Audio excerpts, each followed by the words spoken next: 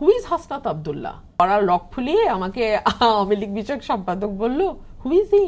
রুমিন Farhana madam চমৎকার রাজনীতিবিদ, হ্যাডোমালা শাহজাহান ওমর। উনি যেরকমের হ্যাডোমালা রাজনীতিবিদ ছিল, এখন জেলে অবশ্য। মানে রুমিন ফারহানা ম্যাডাম উনি একজন বিখ্যাত হ্যাডোমালা রাজনীতিবিদ। ওনার যে কথা, ওনার যে কথার স্টাইল, যাদেরকে উনি বস্তির পোলাপান বলতেছে, ফকিন্নির পোলাপান বলতেছে, আমি আমি তার কথার একটা জিনিস আমি বুঝি না, কিভাবে একটা একটা হাসনাত আবদুল্লাহ বাংলাদেশের যে স্বাধীনতা, নূতন স্বাধীনতা 2024 সালে, এটার আমি মনে করি 5টা নেতার মধ্যে একজন।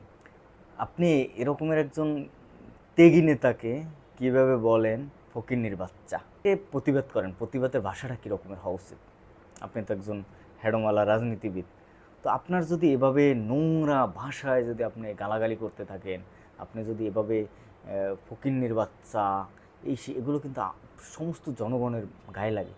প্লিজ ম্যাডাম, এভাবে বললেন না।